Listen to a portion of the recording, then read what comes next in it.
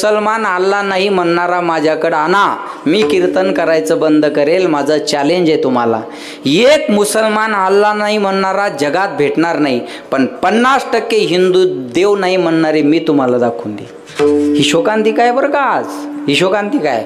मुसलमानाला अल्ला मान्य आहे, ख्रिश्चनाला येशू मान्य आहे, बौद्धांना बौद्ध मान्य आहे. हिंदू अजून देव आहे का नाही या निर्णयापर्यंत आले नाही. भजन करणं मिळवणं ही तर लांबची गोष्ट आहे महाराज. देव आहे का नाही याच निर्णयावर अजून आपले माणसं ठाम झालेले नाही. लक्षात ठेवा, ही शोकांतिका आहे महाराज. लक्षात घ्या. समजावं पाप आहे याच्या जीवनात म्हणून भजन आवडत नाही. दारू गांजा मटक्या गुटक्यात आयुष्य बर्बाद करतात. एक बोलतो ऐका, पैसा नाही म्हणून शाळा सोडणारे मिळतील, पैसा नाही म्हणून दारू सोडणारे नाही भेटणार. पैसा नाही म्हणून सप्ते बंद करणारे मिळतील, पैसा नाही म्हणून व्यसन बंद करणारे नाही भेटणार आपल्याला. थोडे भाजीपाल्याचे भाव वाढले की लोक ओरडायला सुरुवात करतात. भाजीपाल्याचे भाव गगनाला भिडले, सामान्य माणसाला जगणं मुश्किल करून ठेवलं या सरकारनं. 2024 मध्ये यांना यांची जागा दाखवली पाहिजे असे भाषणं असतात ना, बरोबर आहे का नाही. काय भाजीपाला मागे असून 10, 20, 30, 40, 50, 60, 70, 80, 90, 100 याच्यापेक्षा भाजी मागे कोणती. 100पेक्षा भाजीपाला मागे का माया हो नाही. आणि किती ओरडतो आपण, एक भाजी 600 रुपये किलो आहे. मला परफेक्ट भाव माहीत नाही, हवामान खात्याचा अंदाज. बरोबर आहे. काय 600 700 काय असेल ते असेल. बरोबर. 700 रुपये या भाजीचा भाव आहे. या भाजीचा भाव वाढला म्हणून कधी आंदोलन झालं का हो. या भाजीचा भाव वाढला म्हणून मोर्चे निघाले का हो. या भाजीचा भाव वाढला म्हणून रस्ता रोको झाला का हो. या भाजीचा भाव वाढला म्हणून कलेक्टर ऑफिसला निवेदन देण्यात आले का हो. मग हे 700 परवडतं, मग शेतकऱ्याचे कांदे 100 का परवडत नाही. बोला. काजू बदाम महाग आहे, आपण खातो का. बोला बोला बोला. आपण खात बी नाही आणि ओरडत बी नाही. ज्याला भाजीपाला महाग वाटतो त्यानं वारा प्यायचा, पण विरोधात बोंबलायचं नाही. मिळू द्या ना शेतकऱ्याच्या मालाला भाव मिळाला कधी तर. हा, शेतकऱ्याच्या मालाला भाव मिळाला एखाद्या वेळेस झालं काय. पण ही शोकांतिका आहे, मानसिकतेचा दुष्काळ आहे. दुसरा दुष्काळ कोणता आहे महाराज. विठाला विठाला. आवडत नाही माझा विषय इथून बाजूला गेला. समजाव पाप आहे. अंगामध्ये ताप आहे, भोजन गोड लागत नाही. पाप आहे, भजन गोड लागत नाही. अमृतापेक्षा देवाचं नाव गोड आहे, पण घ्यायला आवडत नाही. म्हणून महाराज म्हणले, लक्ष देऊ नाही का बरं का. हे मन आपलं देवाकडे यायला तयार होत नाही. हे मन आपलं देवाकडे यायला तयार होत नाही. पण काय येत नाही मन देवाकडे, याचे 3 कारण आहेत.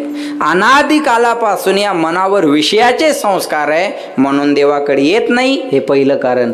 बंधन आवडत नाही म्हणून देवाकडे येत नाही, दुसरं कारण. आणि देवाकडे गेलं की त्याचं स्वातंत्र्य शिल्लक राहत नाही म्हणून मन देवाकडे येत नाही. या 3 कारणामुळं आपलं मन देवाकडे यायला तयार होत नाही. अनादी कालापासून या मनावर विषयाचे संस्कार आहेत.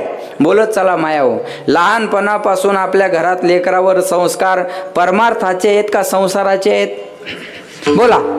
संसाराचे का परमार्थाचे. संसाराचे. लहान लेकरापासून जर संस्कार पाहिले आपण, कपड्यात गुंडाळलेलं पोरगा असतं वर्षाचं, 1 वर्षाचं पोरगा, आणि त्याची आई त्याला असं खेळवती. तुला मामाची पोरगी बायको करायची, दमधर. कोणाची करायची न कुठून आणायची तो सांगायचं काम पडणार आहे का.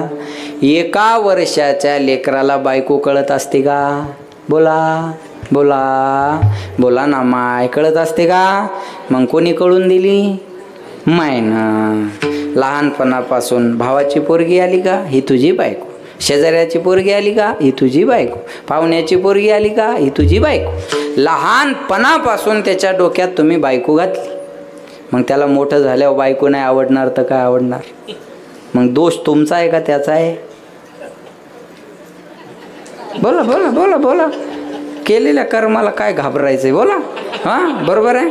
लहानपणापासून त्याच्या डोक्यात बायको तुम्ही घातली, बरोबर आहे ना. त्याला काय कळत होती बायको म्हणजे काय असतं, काय कळणार आहे लहान लेकराला. बोला. लहानपणापासून आपण त्याच्यावर संस्कार टाकले ते विषयाचेच ना. एका आईनं आपल्या पोरावर संस्कार टाकले. हा देह नाशिवंत, हा देह नाशिवंत,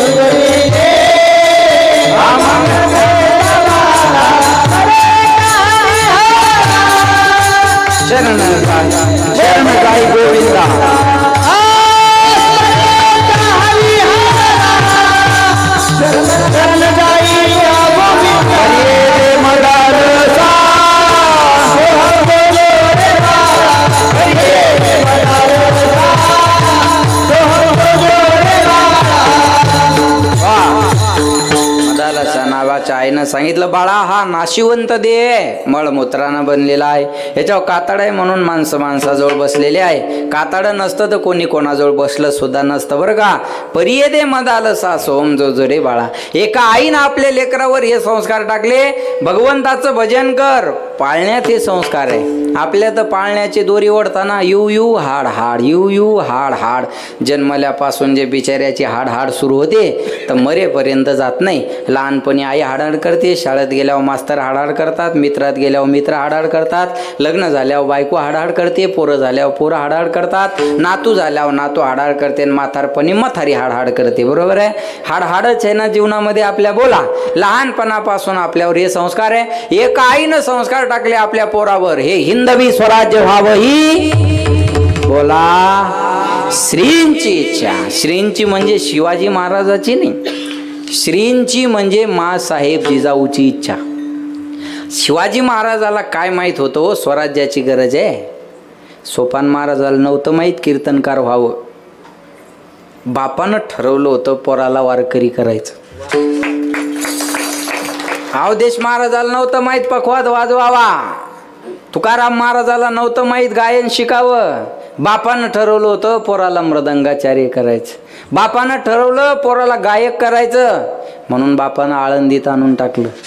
आपला बाप कोण असावा आपल्या हातात नसतं, पण आपल्याला कोणाचं बाप व्हायचं हे आपल्या हातात असतं.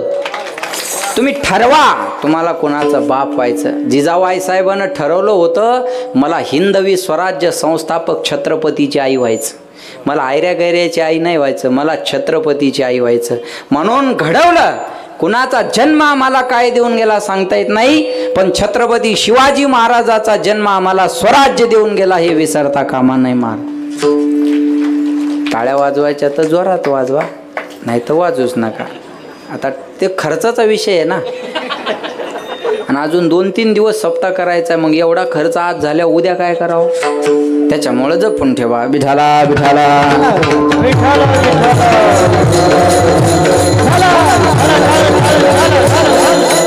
ही माँसाहेब जिजाऊची कृपा आहे. लक्षात ठेवा, स्वराज्य मिळालं ही शिवाजी महाराजापेक्षा जास्त माँसाहेब जिजाऊची कृपा आहे. लक्षात ठेवा.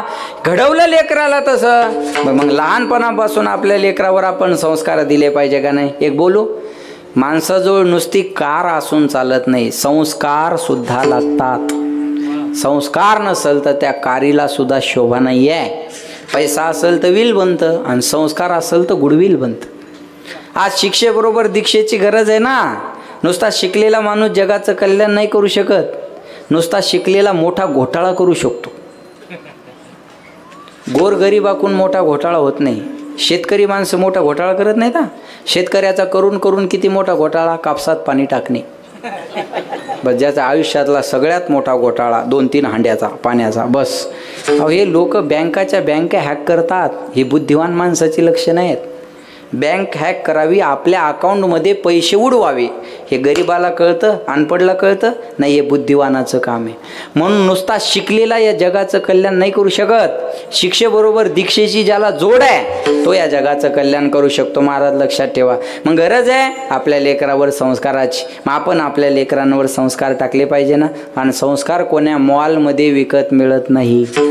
त्याच्यासाठी तुम्हाला लेकराला धरून मंडपात कीर्तनाच्या आणावं लागेल.